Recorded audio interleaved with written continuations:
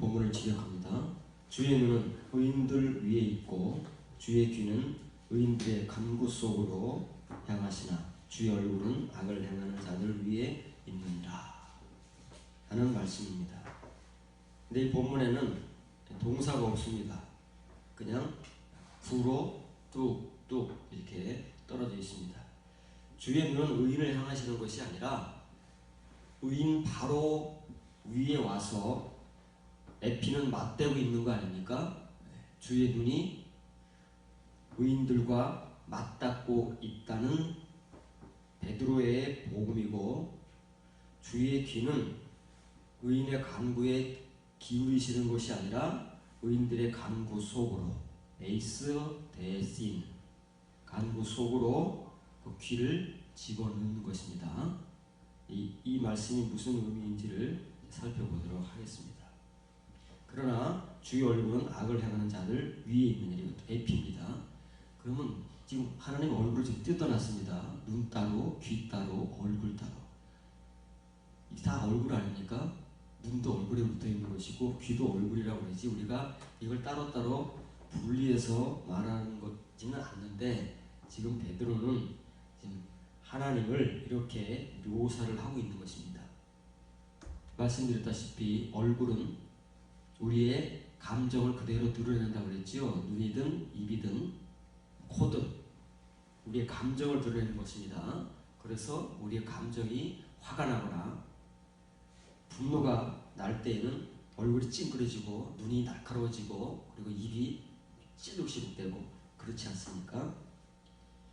그 얼굴은 악행을 당하는 자들 위에 바로 그들에게 다가와서 있다는 것입니다.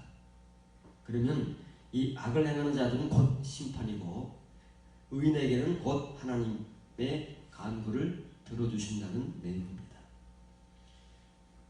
우리가 간구라는 말을 많이 사용합니다. 그렇죠? 간구를 하지 않는 사람은 없습니다. 교회를 다니면서 우리가 어떤 문제에 직면할 수도 있고 힘든 일을 겪거나 몸이 아프거나 그래서 하나님 앞에 우리도 간구라는 것을 많이 해봤습니다. 금식 기도도 해보고 철회 기도도 해보고 작전 기도도 해보고 그러면서 간구를 합니다. 그런데 이것은 우리가 하는 간구가 아닙니다. 신약 성경에는 구약 성경도 그렇지만 특히 신약 성경에는 기도가 8가지 종류가 나오는데 칭의의 간구가 있고 이면의 간구가 있습니다. 다시 말하면 칭의의 성도, 표면의 성도가 하는 간구가 있고 거듭난 성도가 하는 간구가 있습니다. 베드로는 어떤 간구를 얘기하지요?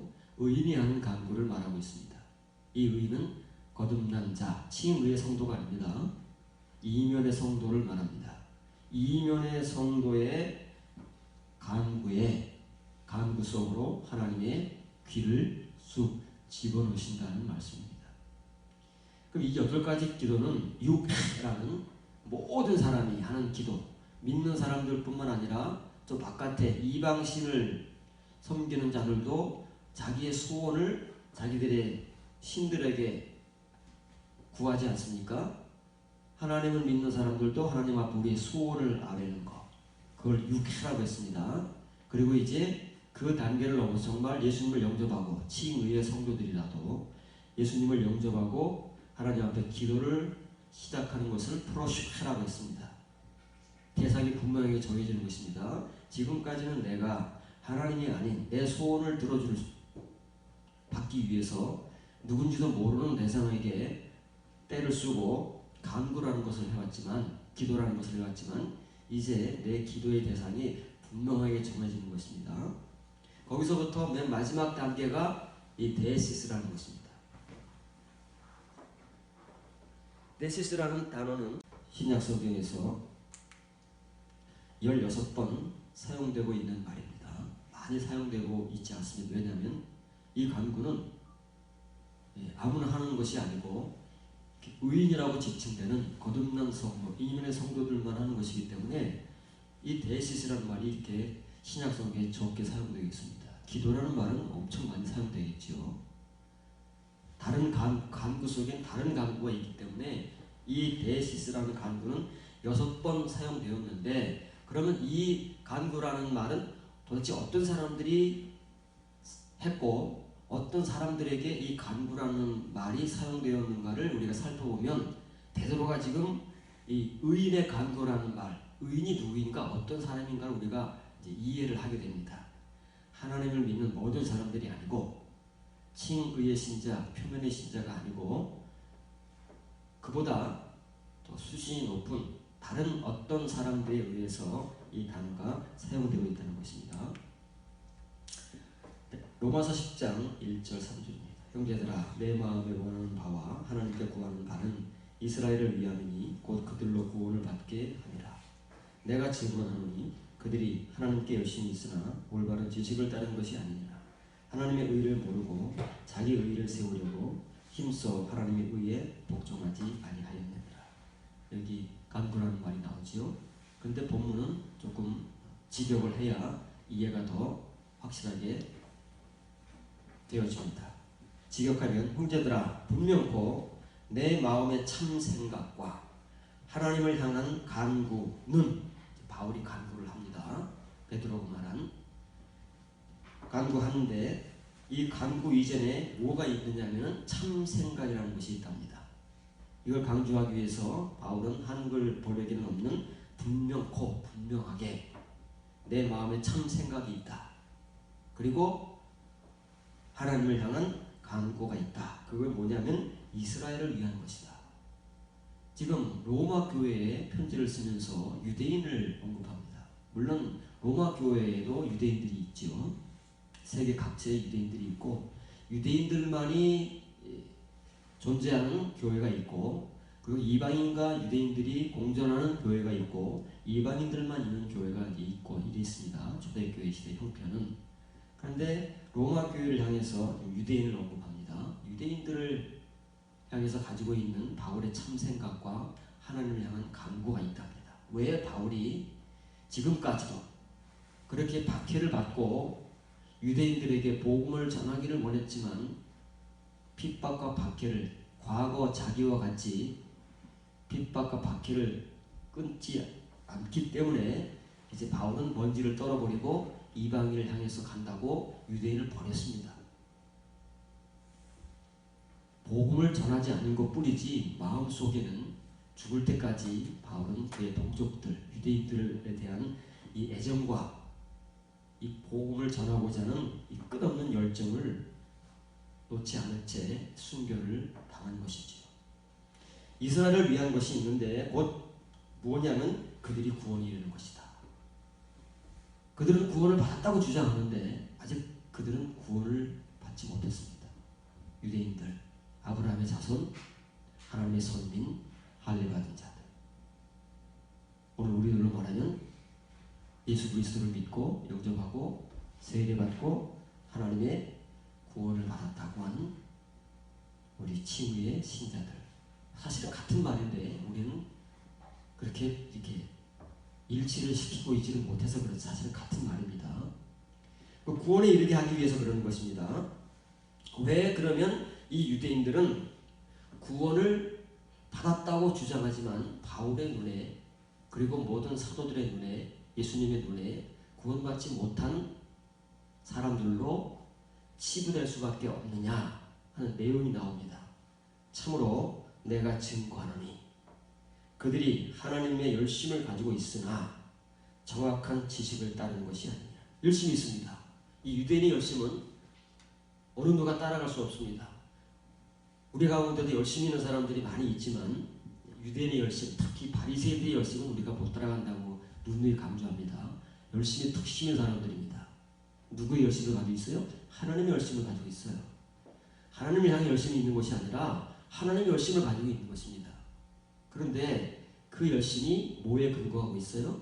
잘못된 지식, 정확한 지식에 근거하고 있는 것이 아니라 언제부터인지 어디서부터인지는 모르지만 잘못된 지식에 근거하고 있기 때문에 그들을 구원으로 이끌어야 할 그 지식이 구원이 아닌 지금 엉뚱한 길로 이끌고 있다는 것입니다. 다시 말하면 그 표적을 정확하게 맞춰야 되는데 그 맞추게 하는 것이 정확한 지식인데 그 표적이 아닌 자꾸만 빗나가게 하고 다른 곳을 맞추게 하는 그런 역할을 이 유대인들이 가지고 있는 지식이라고 있다는 거예요. 참으로 지금 바울은 2번 참으로를 강조하고 있습니다. 마음이 답답한 거지요. 유대인들만 생각하면 답답한 겁니다. 하나님의 의를 알지 못하고 자기 의를 세우려고 추구하면서 하나님의 의에 종속되지 못하였느니라. 이 말입니다. 이 말을 지금 바울이 하고 있는데 한글은 바울의 말을 이해하지 못한 채로 우리말로 번역을 해놨기 때문에 우리는 지금 바울이 하는 말이 무엇인지도 모르고 지금까지 로마서 10장 본문을 읽어온 것입니다. 하나님의 의를 알지 못한대요. 세상에 이게 무슨 말입니까? 유대인들은 평생을 아브라함의 의를 본받고 아브라함의 자손으로 살아온 사람들인데 하나님의 의를 모른다니요. 다들 모태신자고 태어나면서부터 하나님을 알고 어머니 양육을 통해서 어릴 때부터 율법을 배우는 사람들 아닙니까? 이 사람들이 하나님의 의를 알지 못하면 도대체 누가 할까요? 이방인들이 할까요? 우리가 할까요? 우리는 하나님의 의를 알고 있다고 지금까지 굳게 믿어왔는데 우리가 알고 있는 하나님의 의는 뭘까요?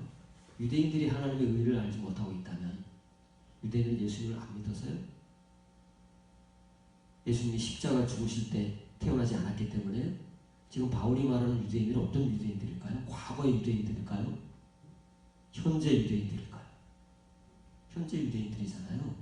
과거의 유대인들이 아니고 예수님 동시대의 사람들 그리고 바울과 같이 그 예수님의 십자가의 사건을 알면서도 예수님을 믿지 않는 사람들 하나님의 선민이라고 굳게 믿으면서 아브라함의 자손이라고 굳게 믿으면서 의롭다함을 받았다고 아브라함과 같이 그렇게 굳게 믿고 있으면서 하나님의 의를 알지 못하는 역설적인 유대인들 이것 때문에 지금 바울은 간구하지 않을 수 없는 거예요. 그들이 복음을 받아들이지 않아서 그들 앞에서 먼지를 떨어버리고 이방인들 향해서 돌아섰지만 지금도 아니 바울은 죽을 때까지 이 유대인들을 향한 동족을 향한 이 애타는 심정과 애정을 가지고 복음에 대한 열정 때문에 간구를 하고 있는 것입니다.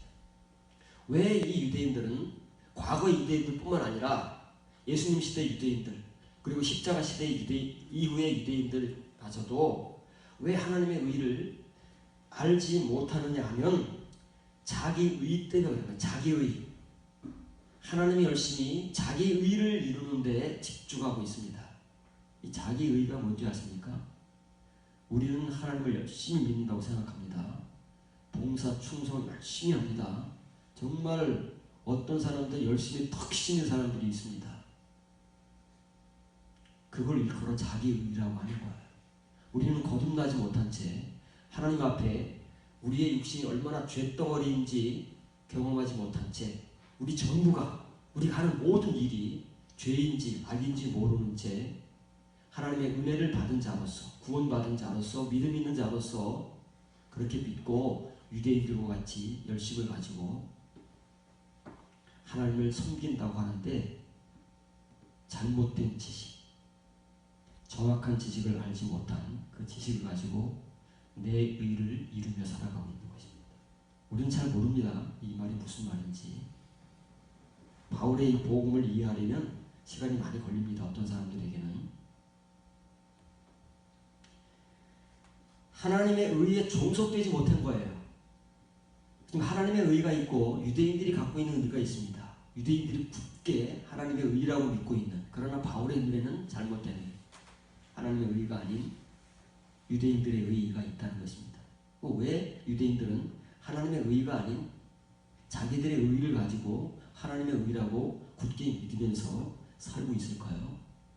하나님의 의에 종속되지 못하겠다. 여러분 종속하면 여러분 소개해 줬습니다. 종속이 무엇인지. 휘포타소라는 말입니다. 순종 아닙니다. 복종 아닙니다.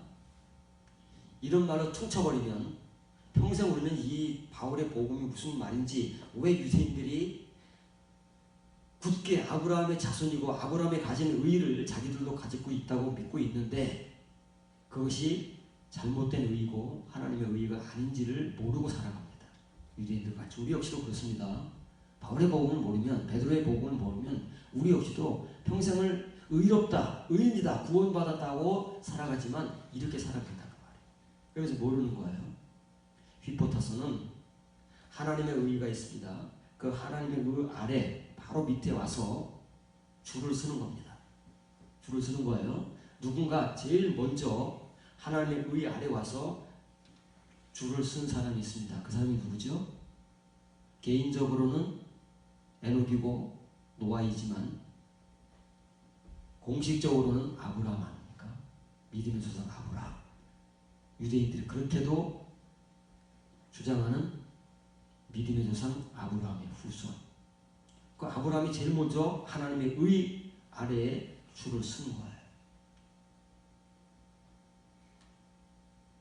그 아브라함은 창세기 15장 6절에 그 칭의의 의만 받은 사람이 아닌데 유대인들과 우리들은 그 칭의의 의만을 알고 그 의로 만족하고 그 의로 구원받았다고 믿고 그 의로 살아가고 있습니다. 더 이상의 줄을 서지 못하는 거예요. 100세 때 아브라함이 두 번째 받은 그 거듭남의 의, 126세 때 받은 그 세 번째 공의에 대해서는 잘 모릅니다. 그 밑으로 줄을 선 적이 없어요. 우리가 칭의의 줄은 얼마나 많은 사람들이 섰는지 그 줄의 끝을 알 수가 없습니다.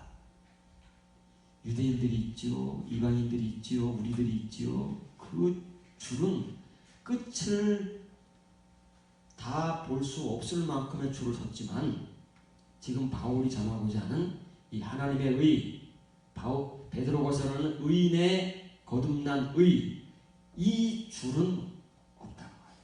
이 줄을 서본 적이 없어요. 유대인들이 그 말을 하는 것입니다. 우리 역시도 칭의의 의, 표면의 의만, 아브라함의 창세기 15장 6절의 의만 굳게 붙들고 그것이 전부인 줄 알고 거기에 줄을 섰지만 100세 때 아브라함의 의에 줄을 서본 적이 없다고 말해요. 그 이후의 의에 대해서는.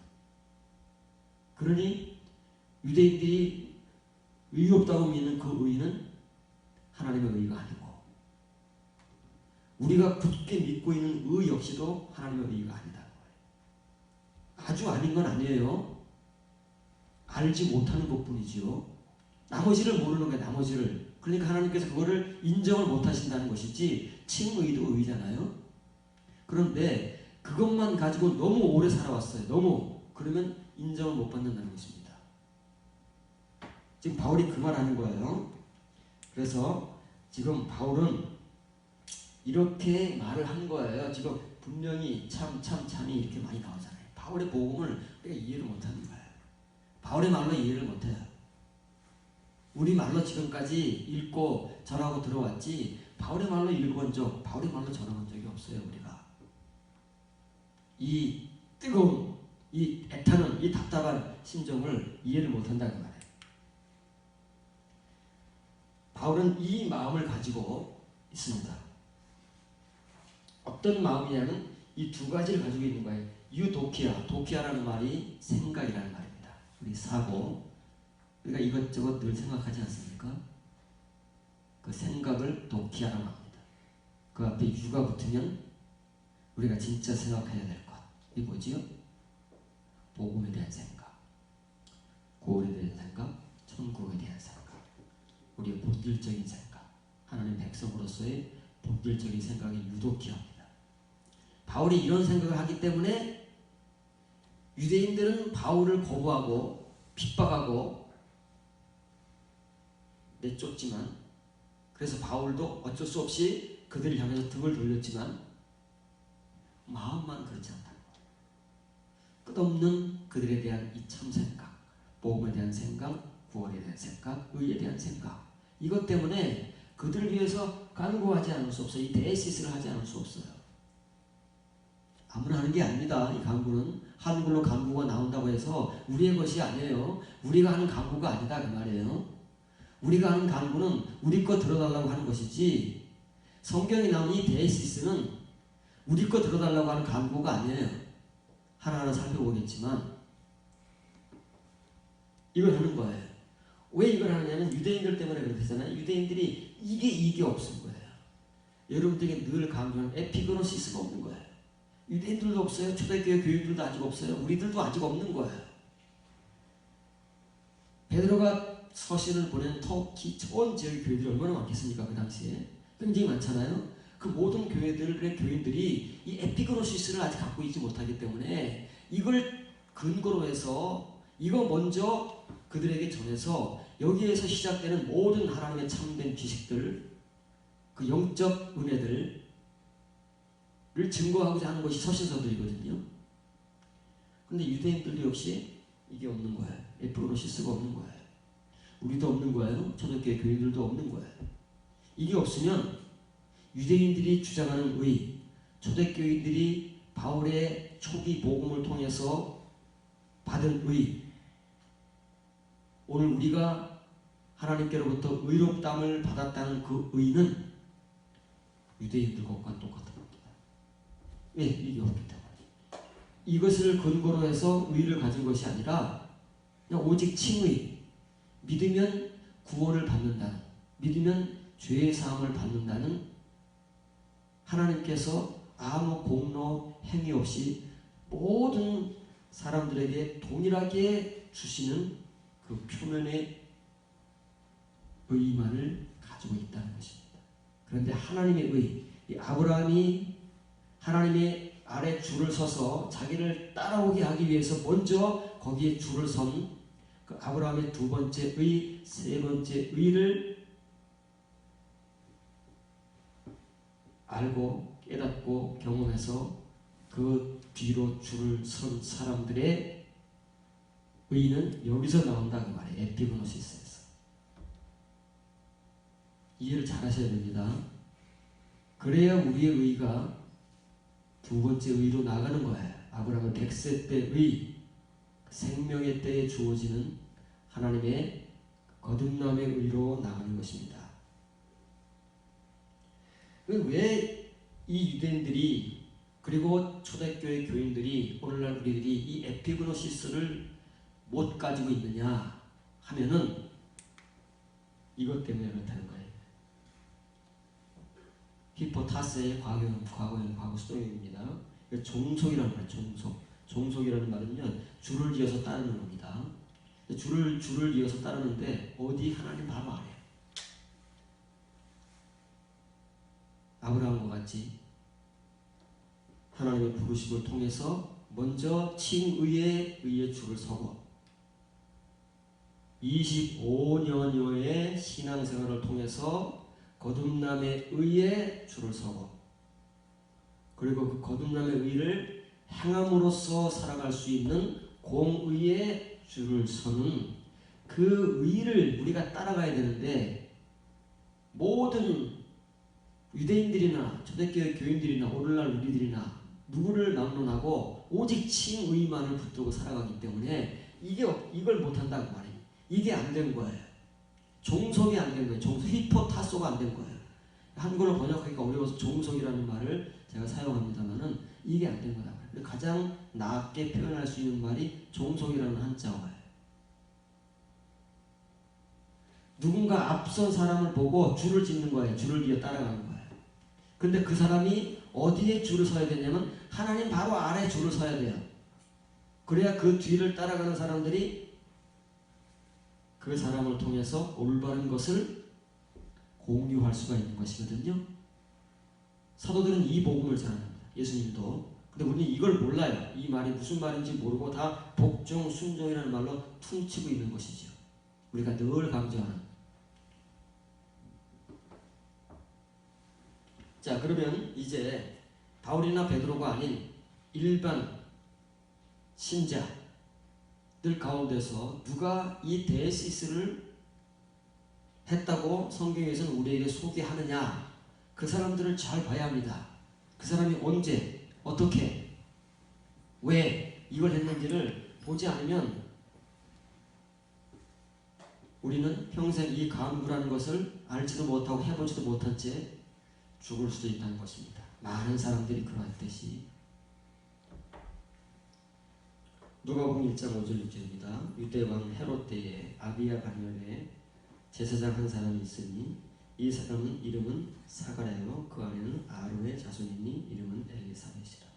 이 두 사람이 하나님 앞에 의인이 주의 모든 계명과 규례대로 흠이 없이 행하더라. 이 두 사람이 누구라고요? 의인이랍니다. 성경에서 의인이라고 소개하는 사람들은 우리가 알고 있는 그런 의인들이 아니에요. 우리들이 아니다 그 말이에요. 그런데 이 두 사람이 왜 의인이라고 인정을 받아요? 누가에 의해서? 성령의 감동을 통해서 왜 이렇게 인정을 받아요? 주의 모든 계명과 규례들을 흠없이 행했답니다. 계명은 알겠지요. 규례라고 써있는 헬라어가 뭡니까? 디카이오마. 디카이오마가 뭐라고요? 공의. 요한계시록 19장에 나오는 성도들의 옳은 행실로 번역된 디카이오마, 공이라는 거예요. 아브라함이 이삭을 제물로 하나님께 바칠 때에 비로소 의롭다 인정받은 그 공의가 디카이오마. 이 디카이오마는 히브리어 미슈파트와 같이 공의와 심판이 같이 있는 거라고 그랬지요. 이게 없으면 심판인 거예요. 이 의가 없기 때문에 바울은 유대인들을 향해서 의를 모른다고 하는 거예요. 왜 그 사람들이 의를 모르겠어요? 아브라함의 칭의를. 우리가 왜 의를 모르겠어요? 근데 우리가 알고 유대인들이 알고 초대교회들이 아는 의는 칭의밖에 모르고 이 의는 모르는 거예요. 디카요 시네 그걸 모른다고 그러잖아요. 바울이 디카요 시네를 왜 모르겠어요? 성경에 얼마나 많이 신약 성경에 많이 나온 단어인데 왜 모르겠느냐고요. 근데 이것을 칭의로 이해를 하고 있으니까 이 의를 잘 모르는 거예요. 이 의를 모르니까 디카요만은 더더욱 없는 거예요. 그런데 이 사가랴와 엘리사벳 두 사람은 하나님 앞에 의인이라고 인정을 받는데 왜 의인이라고 인정을 받느냐면 예수님을 믿어서 그런 게 아니잖아요. 아직 십자가에 돌아가시기 직전인데 이 사람은 어떻게 의인이라고 인정을 받을까요? 하나님의 모든 계명과 이 디카요마를 행하는 성도들이기 때문에 아브라함과 같이 다윗같이 요셉같이 이삭같이 모세같이 여호수아 갈렙같이 구약시대의 성도들같이 거듭난 성도들같이 성경에서 하나님의 성도라고 인정받는 그 사람들같이 그런 믿음의 삶 디카요 슈인의 삶을 살고 있기 때문에 의인이라고 인정을 받는 것이지 칭의의 의인들이 아니다 그 말이에요. 그러면 이제 왜 이 사가랴와 엘리사벳이 의인이요 하나님의 모든 계명과 규례를 흠없이 행하는 사람이 되었으며 하나님께서는 이 두 부부 가운데 이 두 부부입니다. 이 두 부부를 소개를 해주는데 여러분 연결해 소개시켜 보겠습니다. 11절부터 13절입니다. 주의 사자가 그에게 나타나 향단 우편에 선지라 사가랴가 보고 놀라며 무서워하니 천사가 이르되 사가랴를 무서워하지 말라 너의 간구함이 들린지라 내 아내 엘리사벳이 내게 아들을 낳아 주리니 그 이름을 요한이라 그렇게 써 있습니다. 5절 6절에 소개한 대로 사가랴는 제사장입니다. 그런데 그 당시에는 대제사장이 성소에 들어가서 봉사를 하는데 이 시대에는 어떤 연유인지는 모르지만 이제 배경이 있겠지만 이제 설명이 안 되니까 제비를 뽑아서 1년에 한 번씩 제비를 뽑아서 제사장 중에서 대제사장 역할을 했습니다. 그 사람만이 성소에 들어가서 봉사를 할 수 있는 거예요. 원래 아론에게 하나님께서 성소에는 들어갈 수 있는 제사장들이 아론의 아들들로 들어갑니다. 그런데 지성소에는 아론만 들어오잖아요. 그것도 하나님께서 정한 시간 1년에 한 번만 들어오게 되어 있습니다. 그 정한 시간이 아닌 아무 때나 지성소에 들어오면 누구를 막론하고 죽습니다. 아론도 예외가 아니라고 그랬지요. 그 얘기를 하는 겁니다. 아무 제사장 얘기하는 것이 아니라 대제사장 얘기하는 거예요. 지금 사가랴가 대제사장 역할을 하기 위해서 성소에 들어갔는데 어느 날 하나님의 천사가 사가랴에게 나타났습니다. 이 호페라는 말은 호라옵니다. 사가랴가 눈에 볼 수 있도록, 눈으로 볼 수 있도록 사가랴 앞에 나타난 거예요. 천사는 눈이 안 보이잖아요. 나타나는 사람에게만 보이는 거잖아요. 나타났는데 어디에 나타났다 그래요? 향단. 이 향단은 법궤 앞입니다. 분향단을 말하는 거예요. 분향단 앞에 나타나서 사가랴에게 무슨 말을 하느냐면 너의 간구함이 들렸다 이렇게 말하잖아요.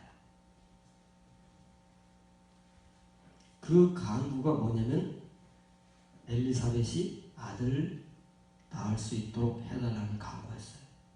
우리 간구 뭐 다른 게 뭐 있어요? 결혼해서 오랫동안 애를 못 낳는 아내가 애를 낳게 해달라고 수십 년 지금 간구해 온 거예요. 그 우리 간구 뭐 다른 게 뭐가 있겠어요?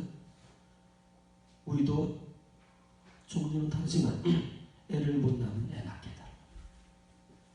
병들어 몸이 아프면 병 낫게 해달라. 문제가 생기면 문제 해결해달라. 그냥 기도해서 안 되면 금식도 하고 철회도 하고 작정도 하고 합니다. 그 얘기하는 걸까요? 네, 그렇게 우리가 동일한 유의 간구를 할 수 있습니다. 그런데 천사가 사가랴에게 전해주는 보험은 뭐예요? 소식은 너의 간구함이 어떻게 된다고요? 그냥 응답받았다는 게 아니에요. 에이스 아코라는 거예요. 에이스 아코. 하나님이 하시는 거라고 했습니다. 이거 한번 살펴볼 때가 올 거예요. 하나님께서 우리의 기도를 이렇게 하시는 거예요. 이렇게. 베드로는 하나님께서는 그 귀를 의인의 간구 속으로 에이스 데시스 에이스 항상 하나님의 것은 에이스입니다. 속으로 쑥 들어가는 거예요. 우리는 N이지만 하나님은 에이스를 하신다고. 하나님의 그 중요한 은혜는 그래서 하나님께서도 하나님의 의인들의 간구, 성도들의 간구를 에이스 아쿠어 하는 거예요. 그냥 듣는 것이 아니라 그 속으로 쑥 들어가시는 거예요. 우리의 간구 속으로 완전히 들어와서 들어주시는 것을 에이스 아쿠어라고 하는 거예요. 지금 사가랴의 기도, 엘리사벳의 기도를 이렇게 해서 아들을 낳게 해주겠다. 그냥 아들이에요? 세례 요한이잖아요. 한나의 기도와 똑같은 거예요. 하나님께서 사무엘을 세상에 보내시기 위해서, 마지막 선지자 세례 요한을 세상에 보내시기 위해서 이렇게 한나와 엘리사벳에게, 한나는 하나님께서 태를 막았다고 했습니다. 애를 못 낳는 성녀가 아니에요. 불임녀가 아니다 그 말이에요. 하나님께서 막았어요. 하나님의 뜻이 있어서 고통과 연단을 당한 겁니다. 거기 사무엘이 나오는 거예요. 엘리사벳 역시 마찬가지예요. 불임녀가 아니에요. 세례 요한을 하나님의 뜻 가운데서 이 세상에 보내시기 위해서 엘리사벳이라는 의인을 사용하신다는 말이에요. 그들이 하는 기도가 간구예요. 간구. 그래서 이 에이스 쿠세라는 말은 에이스 아코의 과거형입니다. 에이스 아쿠, 아코는 듣는 거예요. 우리 귀를 듣는 거예요. 모든 사람이 다 하는 거예요. 귀머거리가 아닌 이상 듣는 것을 아쿠어라고 하는 것입니다. 이 에이스 아코는 에이스는 끝까지 우리의 기도의 근본까지 뚫고 들어와서 지금 나에게 무슨 기도를 하는가, 왜 하는가, 이런 것들 다 꿰뚫어 보는 걸 에이스라고 하는 겁니다. 그리고 하나님께서 이제 하나님의 뜻과 합치되고 하나님께서 그 신자, 그 성도의 기도를 응답하실 수 있겠다고 결정하시는 그 들으심이 에이스가 아코다가 말이에요. 이거 신약성경에 몇 번 안 나온 겁니다. 이 에이스 아코라는 단어가 에이스 데이시스하고 똑같은 거예요. 베드로가 전하는. 근데 이렇게 하나님께서 해주시는 성도들이 지금 여러분들에게 소개되고 있는 거예요. 그 첫 번째 성도가 예수님께서 태어나시기도 이전에, 십자가에 못 박히시기도 이전에 사가야와 엘리사벳이라는 이 노부부, 경건하고 하나님의 모든 계명과 공의를 흠없이 행하던 이 의인들에게 하나님께서 그들의 간구를, 그들의 데시스를 에이스 아코해 주셨다는 거예요. 성경 우리가 잘 들어야 됩니다. 성경을 잘 들어야 되는 거예요. 그러면 지금 왜 하나님의 천사가 향단 우편에 나타났을까? 성전 안에는 떡상도 있고 등대도 있고 향단이 있지요. 지성소도 있지요. 법궤도 있지요. 여러 가지 공간이 있는데 그 성전 안에는 성소와 지성소로 물론 구분이 되어 있지만 왜 이 천사가 향단 우편에 나타났을까? 그냥 막연하게 나타나고 보니까? 성경은 그런 게 아닙니다. 성경은 절대 우연으로 하지 않아요. 사람에게는 우연일지 모르지만 하나님은 필연을 가지고 역사하시는 분인데 우리가 이런 것들을 이해하지 못하면 성경을 아나기노스코해야 되는 거죠. 자꾸 이게 다시 알아질 때까지 계속 읽어야 되는 거예요.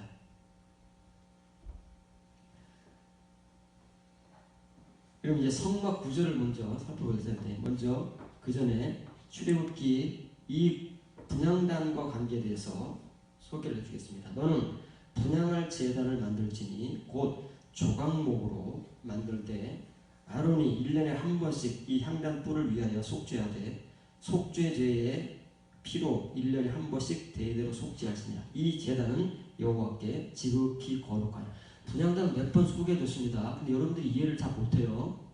왜냐면 성경 말씀은 그 말씀을 우리가 받기 위해서는 그 은혜가 있어야 되는 거예요.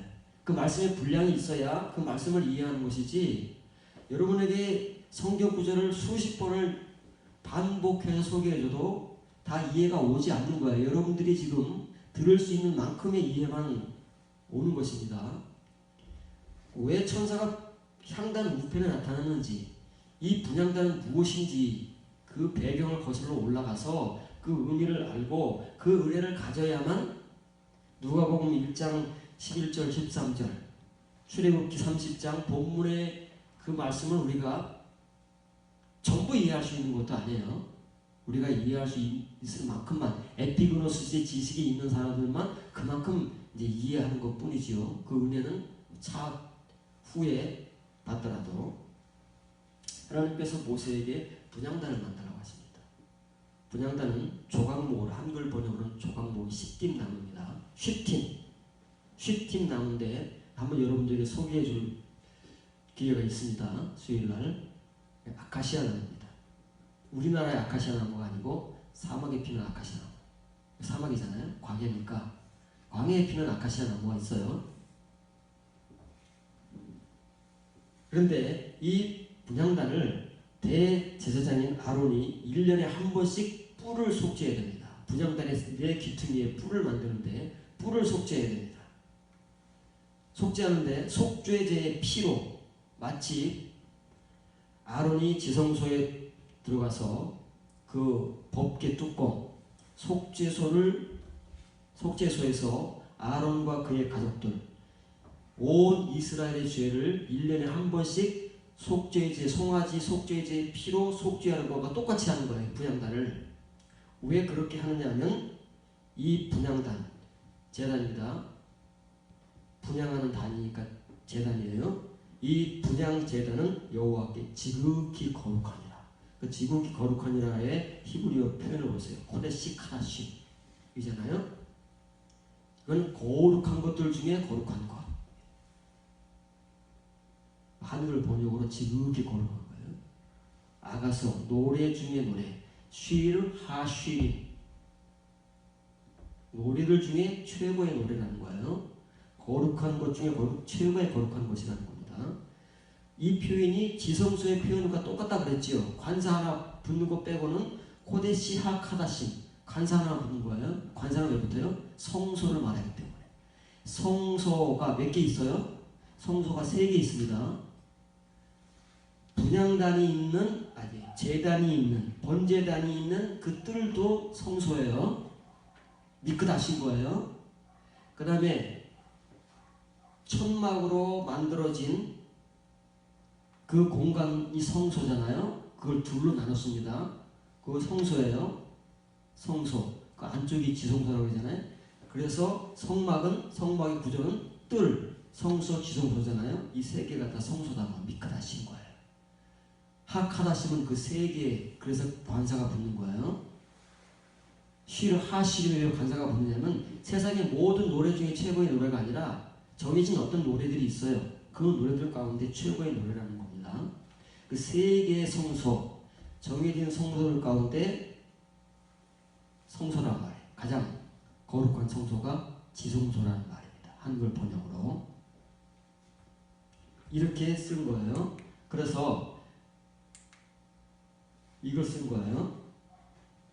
분향단을 표현할 때는 지극히 거룩하니라.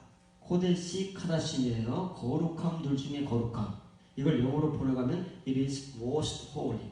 가장 거룩하다는 얘기예요. 분향단이 가장 거룩합니까? 지성소가 가장 거룩하잖아요. 분향단은 어디에 있지? 성소에 있는. 성소에 있는데 지금 지성소 표현을 하고 있는 거예요.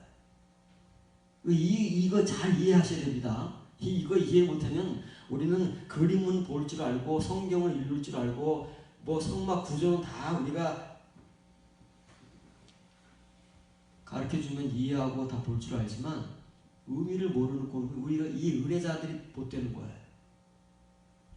가장 거룩한 표현입니다. 이거를 다른 말로 표현하면 이게 지성소의 표현이에요. 코데시 하카다시 관사 하나 붙은 거예요. 그 성소들입니다. 이건 하코데시는 미크다시 똑같은 거예요. 뜰, 성소, 지성소. 이 3개의 성소들이 있는데 그 성소들 중에 성소예요.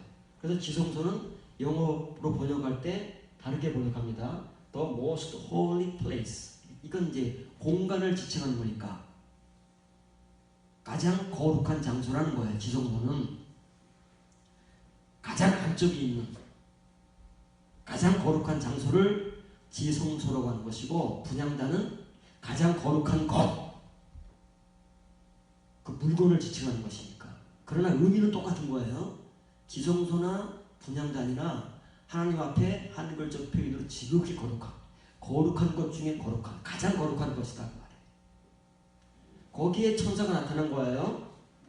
그래서 지금 이 분향단은 성막 구조를 보면 이렇게 생겼습니다. 이걸 딱 반으로 잘라버리면 이 성소잖아요. 여기 바깥에 뜰이고 여기 성소에 들어오면 등대가 있고 여기 떡상이 있습니다. 그 앞에 분향단이 있고 휘장을 치고 바로 마주 보면서 법궤가 있는 거예요. 속죄소가 있는 거예요.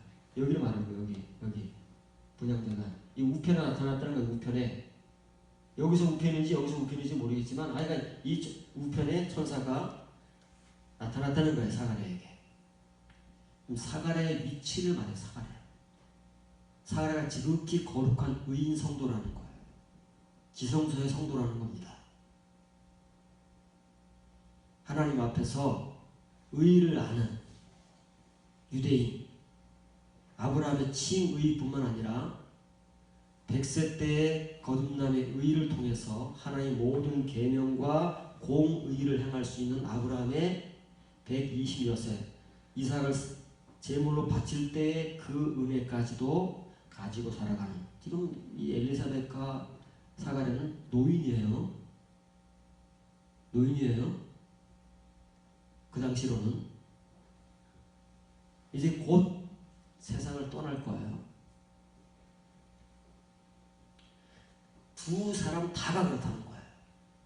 어느 한 사람이 굉장히 의인인데 남은 한 사람이 따라가는 게 아니라 둘 다가 공이 비슷하게 하나님 앞에서 이런 삶을, 의인의 삶, 거듭남의 삶, 공의의 삶을 살고 있다는 것입니다.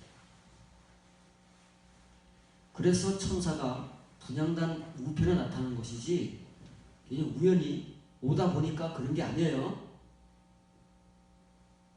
지금 여러분들이 여기까지 이르러 지금 여러분 성수의 은혜를 둘째 날의 은혜를 살아가고 있잖아요. 여러분들이 지금 이르러 할 지점이 바로 이 분향단의 지점이다 그 말이에요. 이 여러분이 분향단의 지점에 이르면 그 은혜를 가지고 오는 하나님이 그리고 예수 그리스도가 여러분의 눈에 호라고 된다는 말이에요. 영적 눈이 띄어져서 보는 게 호라고예요. 사람 눈으로 볼 수 없어요. 천사는 영이기 때문에 사람의 눈으로 볼 수 없다고 말해요. 그것을 볼 수 있는 사람에게만 나타나는 거예요. 그래서 천사는 아무에게 나타나던가요? 천사가 나타나도 못 보잖아요. 발람은 못 봅니다. 나타나도 그것을 볼 수 있는 사람에게만 나타나는 거예요. 하나님께서 보내주신 거다 그 말이에요. 왜? 그 사람은 이제 하나님에 의해서 눈이 뜨여지면 그 천사를 볼 수 있는 그때 보내주시는 것이지 아무 때나 보내주시는 것이 아니기 때문에 여러분들이 분향단의 은혜에 이르러서 하나님 앞에 거룩한 성도, 의인의 성도, 아브라함의 의를 아는 그런 성도가 되면 여러분들의 눈에 예수 그리스도의 두 번째 모습이 아포칼립시스의 모습이 여러분들에게 이 은혜를 가지고 나타나는 천사의 모습과 음성이 들려진다는 말이에요. 하나님께서 우리의 간구, 베드로의 간구, 바울의 간구, 우리의 참 생각을 가지고 하나님께 드려지는 그 간구를 하나님께서는 우리의 간구 끝까지 그 뿌리 끝까지 찾아오셔서 이 간구의 정체가 무엇인가, 무엇을 구하고 있는가 그것을 다 들으신 다음에 응답하실 수가 있는 사람이라고 이 간구는 내가 마땅히 응답해야 된다고 결정을 하셔서 이때 그것도 하나님의 때 우리 때가 아니고 우리는 급하잖아요. 상관없어요. 하나님의 때에 들어주시는 겁니다. 또 한 사람 소개합니다.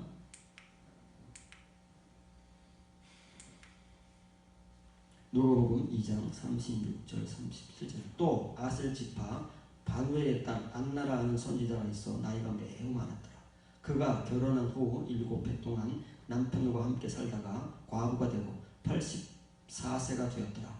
이 사람이 성전을 떠나지 아니하고 주야로 금식하며 기도함으로 섬기더라. 여기 간구라는 말이 있습니까? 없습니까? 없지요. 몰라서 그러는 거예요. 도대체 이 안나가 한 기도가 뭔지를 몰라요. 우리는 기도라고 써니까 우리가 하는 기도인 줄 아는 거예요. 그래서 금식하고 기도하자 안나같이 되자 이렇게 하는 거예요. 안나가 어떤 존재인지를 우리는 몰라요. 그 앞에 시몬이라는 사람이 나오기 때문에 또라는 접수사를 크게 쓰는 거예요. 시몬도 간구와 연관되지 않았기 때문에 여러분에게 소개하지 않을 뿐이지 지금 누가복음에서 소개되고 있는 의인 세 부류가 나오잖아요. 사가랴와 엘리사벳 부부, 그 다음에 시몬, 성전에서 예수 그리스도, 갓난 예수 그리스도를 할례주는 그 시몬, 아기 예수를 할례줄 때까지 하나님께 죽지 못하도록 붙들고 계셨던 그 시몬이 나오잖아요. 그 다음에 이 안나라는 여선지자가 나오는 거예요. 나이들이 어때요? 네, 거의 죽을 나이에 이르는 거예요. 이 사람들은 이렇게 그들의 노년을 살아가고 있어요. 얼마나 아름답습니까? 우리의 노년은 어떨까요? 지금 노년을 살아가고 있는 우리 한국 교회의 신자들의 모습은 어떨까요? 우리가 봐야 할 우리의 노년의 모습입니다. 사가랴와 엘리사벳, 시므온, 그리고 이 안나라는 하나님께서 인정하시는 의인된 성도들. 그들의 모습, 그들의 삶이 어땠다? 우리 같다고요? 우리 같으면 소개되지도 않습니다. 그 사람이 성전을 떠나지 아니하고 주야로 밤낮으로 뭘 했다고요? 금식과 간구, 대시신 복수형입니다. 간구들 하는 거예요. 이 나이 때까지. 히브리서 5장 7절 보면 그는 육체에 계실 때에 자기를 죽음에서 능히 구원하신 이에게 심한 통곡과 눈물로 간구와 소원을 올렸고 그의 경건하심으로 말미암아 들으심을 얻었느니라. 그가 누굴까요? 답이 딱 나오죠. 예수님이시. 예수님이 그렇게 하셨다. 예수님. 자, 우리는 예수님을 영접했다. 죄사함의 은혜를 받았다. 그래서 구원을 받았다. 의롭다함을 받았다. 하나님의 자녀다. 영생을 얻었다. 천국 백성이다. 라고 말을 하지만 지금까지 여러분들에게 소개해준 그 데이시스의 간구를 우리가 갖지 못하고 하지 못하는 이유는 예수님을 말하면서도 예수님이 하신 대로 하지 않기 때문에 그렇습니다. 말만 그렇게 하고 성경만 그렇게 읽고 전하기만 그렇게 전하고 목사든 교인이든 예수님께서 하신 이 발자취를 따라가지 않아요. 이런 삶을 살지를 않아요. 그러니까 진짜 예수님은 우리에게 없어요. 예수님께서는 이렇게 하셨다는 거예요. 언제요? 육체에 계실 동안에 자기를 죽음에서 구원하실 수 있는 이 하나님을 향하여 큰 부르짖음과 눈물로 간구와 탄원 둘 다, 이 둘 다 해야 돼요. 이 둘 다 해야 됩니다. 바울이 왜 유대인들을 향해서 지금까지도 유대인들이 그렇게 가진 핍박과 외면을 해서 돌아섰음에도 불구하고 죽을 때까지 그 유대인들에 대한 그 갈망을 놓지 않느냐면 이것 때문에 그런 거예요. 그 참 생각, 유대인들에 대한 참 생각, 그게 탄원이에요. 탄원. 그걸 가진 사람만이 간구가 나온다는 말이에요. 다른 사람을. 우리 그걸 중보기도라고 하는데 그 우리의 중보기도는 그냥 우리가 하는 겁니다. 성경에서 말하는 중보기도는 그런 게 아니에요. 이겁니다. 이 탄원. 탄식하며 기도하는 게 탄원이야. 예수님이 이 둘 다 하셨다는 거예요. 그래서 한글 번역으로는 이게 빠져있지만 태라는 그게 접속사 그 또거든요. 카이가 또 붙어요. 또예요?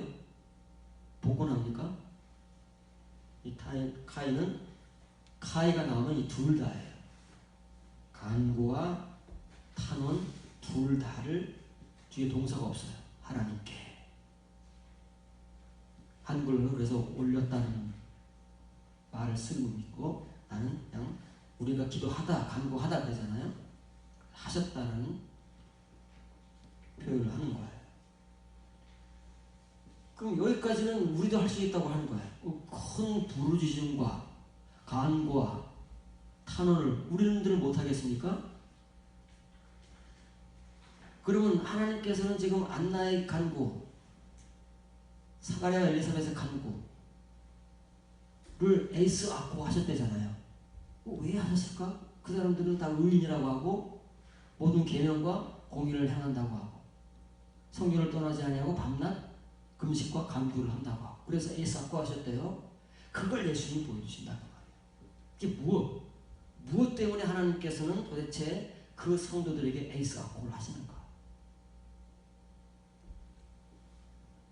예수님은 하나님의 아들이신데 그냥 하시면 당연히 들어주시잖아요. 하나님 그 손을 들어 하늘을 향하여 축복하시고 보리떡을 떼서 나눠주면 5,000명을 먹을 때까지 막 뚝뚝뚝 떨어지는 거예요. 거기에 무슨 이유가 있고 원인이 있습니까? 그냥 손을 들어 축복하시면 되는 거예요. 그런 물질적 이적은 우리는 거기에 난리를 치지만 그냥 그렇게 하시면 되는 거예요. 그런데 이 간구는 그렇게 해서 안 된다고 말이에요. 그냥 아무나 막 해서 되는 게 아니다고 말이에요.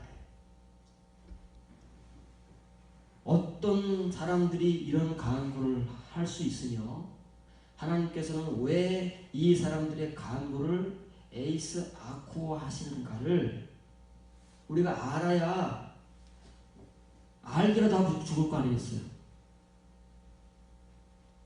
모르고 싶으면 사실은 마음은 편하기는 해. 편한 거 좋은 거 아닙니다. 가서 큰일 납니다.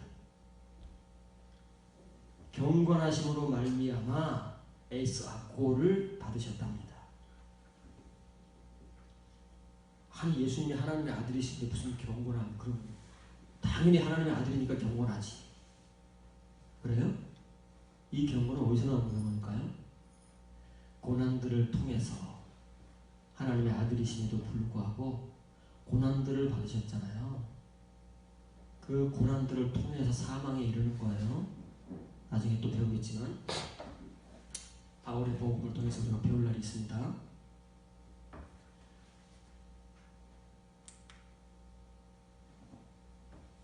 에이스 아코 수동태입니다. 이걸 받으셨어요. 뭘요?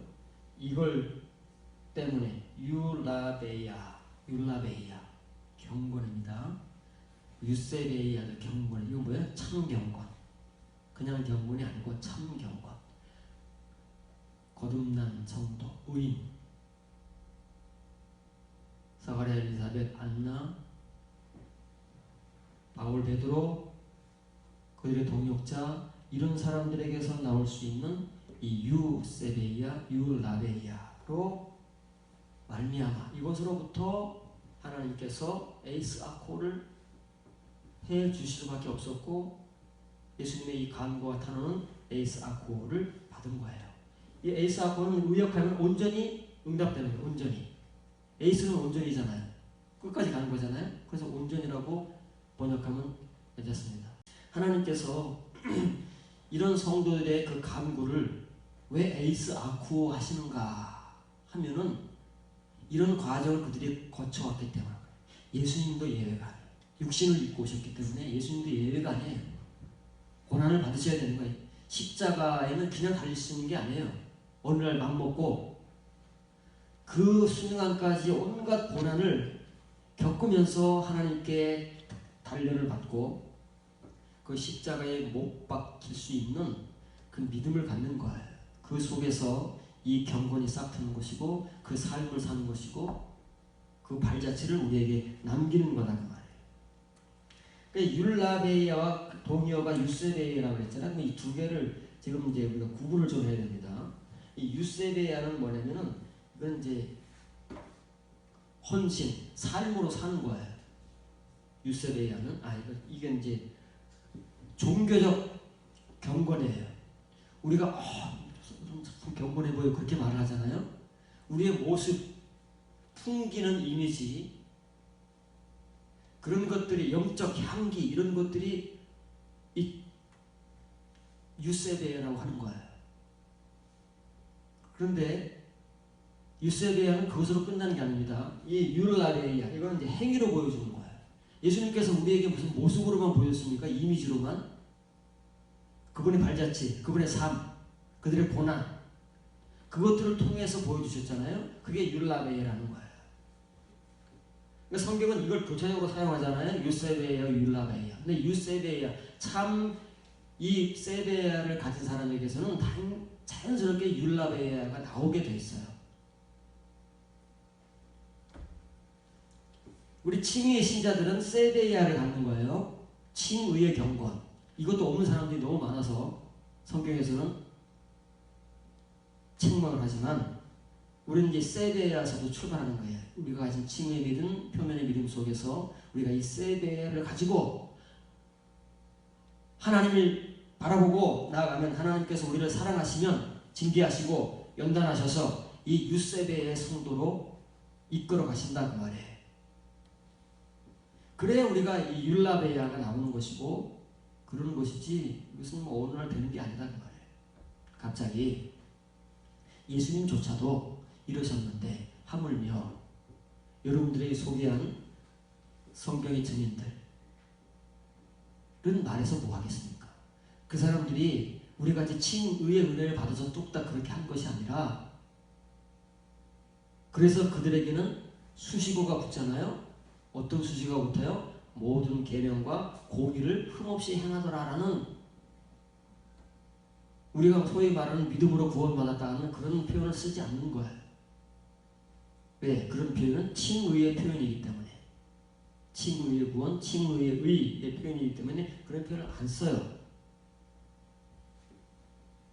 신약 성경의 모든 성도들, 구약 성경의 모든 구원받고 거듭난 성도들에게는 이런 표현을 쓰는 거예요. 하나님의 모든 계명과 공의를 행하더라. 지키더라. 흠없이 행하더라.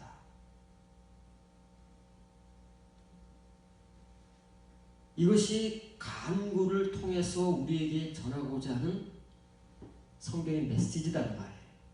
근데 우리는 이런 게 없어요. 불행하게도 우리만의 간구를 하고 있는 거예요.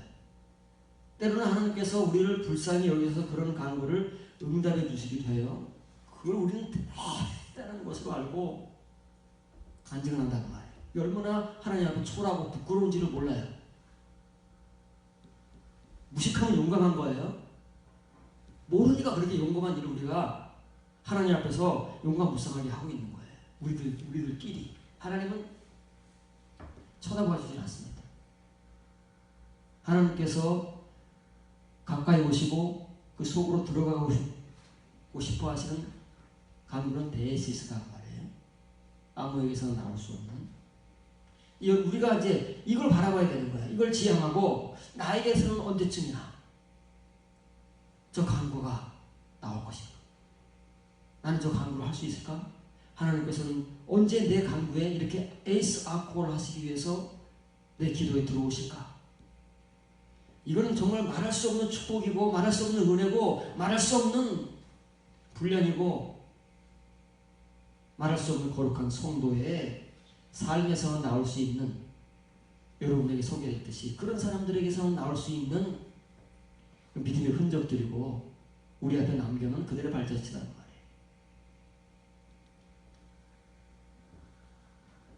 여러분들이 이런 에피그노시스의 메시지를 듣고 말씀을 듣고 그것을 가져야만 여러분의 치유 의를 가졌지만 의를 알지 못하는 여러분들의 의가 하나님의 의, 그 아브라함의 종속 밑으로 여러분들도 휘포타스를 할 수 있는 거예요. 여러분 몇 번째인지 몰라야 그 수는 우리가 셀 수 없지만 우리 순번이 있지 않겠어요? 줄을 쓴다는 것은 번호표가 있는 거예요. 우리가 몇 번째라는 그런 순번이 매겨질 겁니다. 소외되지 않겠어요? 그래야 이런 은혜의 삶을 살고 우리의 노년의 모습이 그려지는 것이지요. 이대로 가면은 우리의 노년의 모습은 불을 보듯 뻔한 거예요. 많은 사람들이 그렇게 하나님을 믿고 교회 생활을 하면서도 노년을 그렇게밖에 살아갈 수 없었던 것처럼, 지금 이렇게밖에는 살 수 없는 것처럼 우리 역시도 마찬가지예요. 그러나 만일 우리가 이런 이 에피그노스의 복음을 통해서 하나님의 은혜를 받을 수 있는 그런 말씀을 듣고 우리가 바뀌어진다면 우리의 노년이 이렇게 성경에 등장하는 이 의인들의 모습들로 당연히 그려지는 거죠. 그려질 뿐만 아니라 이제 우리가 그 나이대가 되면 그렇게 살아가고 있을 거예요. 그런 사람들만, 이런 소수의 사람들만. 이게 성경의 증거입니다. 어느 시대의 증인을 우리에게 소개해 주든 그 시대의 증인들이 많든가요 적든가요, 이런 소수의 사람들이라니까요. 거슬러 올라가도 모세 시대에 모세, 여호수아, 갈렙, 그 수많은 60만 3,550명의 성인들 가운데 그 이후로 요한계시록 종말의 시대, 이 지구의 종말의 시대까지 가더라도 그 시대마다에는 그런 의인들이 올리고 있는 거예요. 혼인잔치에 택함받은 자들은 올리고 있는 거예요. 부름받은 자들은 허다하게 많아요. 나머지가 전부 부름받은 자들이니까 혼인잔치에 드글드글하죠. 우리가 이렇게 택함받은 자들을 위해서는 이런 에피그노시스의 지식들을 통해서, 복음들을 통해서, 말씀들을 통해서 여러분들의 귀가 열려지고 하나님께서 우리의 간구를 에이스 아쿠하는 것처럼 여러분들의 귀도 이 에피그노시스의 복음을 에이스 아쿠를 해야 돼요.